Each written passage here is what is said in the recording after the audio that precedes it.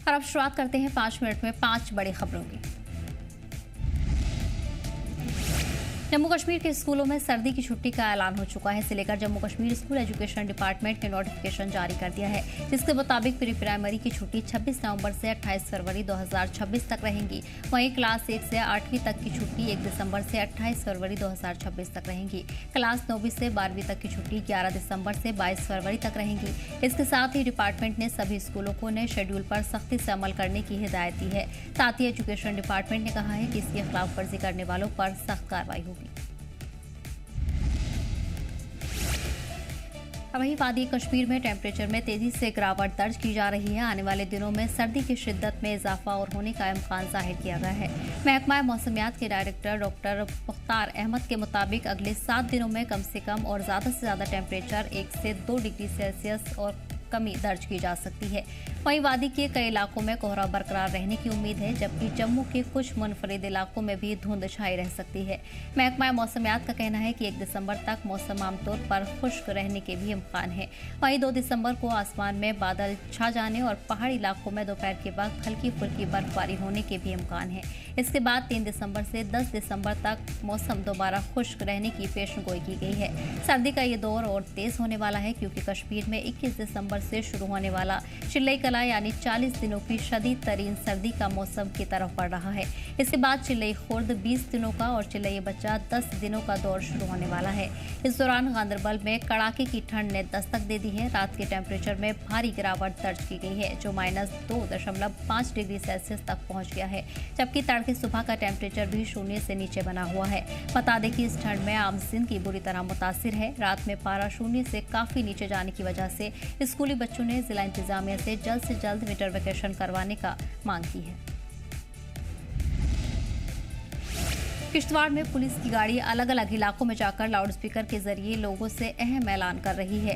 Police ने सभी मकान मालिकों से अपील की है कि वो अपने घरों में रहने वाले सभी किराएदारोरों का रजिस्ट्रेशन और वेरिफिकेशन 30 नवंबर 2025 तक पुलिस स्टेशन किश्तवाड़ में जरूर करवा दें। पुलिस के ऐलान में साफ कहा गया है कि लोग तय तारीख तक किराएदारों की जानकारी जमा नहीं करवाएंगे तो उनके खिलाफ सख्त कानूनी कार्रवाई की जाएगी। वहीं पुलिस ने बताया है कि किराएदार वेरिफिकेशन सभी के लिए लाजमी है, चाहे किराएदार जिले के हों, जम्मू कश्मीर के किसी और जिले से हो या फिर किसी दूसरे स्टेट से ताल्लुक रखते हो। अफसरान ने लोगों से अपील की है और कहा है कि सभी लोग पुलिस की मदद करें ताकि जिले में हिफाजत और अमन कायम रह सके।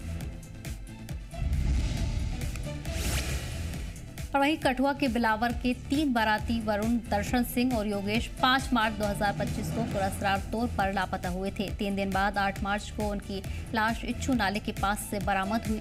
इस मामले को 9 माह बीत चुके हैं, लेकिन उनकी मौत का सच आज तक परिवार और इंतजामिया दोनों के लिए एक अनसुलझी पहेली बना हुआ है। हालांकि परिवार के लोगों ने इंतजामिया से लेकर सरकार तक के दरवाजे पर दस्तक दे चुके हैं, लेकिन अब तक कोई ठोस जवाब नहीं मिला। इससे नाराज तीनों परिवार ने आज से गैर मुबैना भूख हड़ताल शुरू कर दी है। परिवार वालों का कहना है कि ये सिर्फ 3 नौजवानों की मौत का मामला नहीं है, बल्कि इससे तीनों परिवार टूट चुके हैं और उनका मुस्तकबिल उजड़ता जा रहा है। इलाके के लोगों का कहना है कि इस केस के अलावा फरवरी में 2 और नौजवानों की मुश्तबह हालत में लाश मिली थी। एहतजाज की जगह पर इनके परिवार पहुंचे और इन मामलों की CBI जांच की मांग की है। भूख हड़ताल पर बैठे परिवार के लोगों ने साफ कहा है कि जब तक उनकी मांगें नहीं मानी जाती, उनका धरना और भूख हड़ताल जारी रहेगी। और वहीं लद्दाख के नेशनल हेल्थ मिशन यानी NHM के स्टेट IEC सलाहकार श्री नूरुल इस्लाम को national health care and education summit 2025 में हिमालयी इलाके में बेस्ट हेल्थ IEC प्रैक्टिस का अवार्ड मिला है। उनका ये एजाज सरकारी हेल्थ मंसूबों को बढ़ावा देने और देही तबकों को बीमारियां, वैक्सीनेशन और दवाओं की जानकारी देने की उनकी कोशिश के लिए दिया गया है। बता दें कि इस तकरीब में कई सीनियर नेशनल लीडर और हेल्थ एक्सपर्ट मौजूद रहे। नूरुल इस्लाम ने ये अवार्ड लद्दाख के हर फ्रंटलाइन सेहत मुलाजिम, वॉलंटियर और परिवार को वक्फ किया है।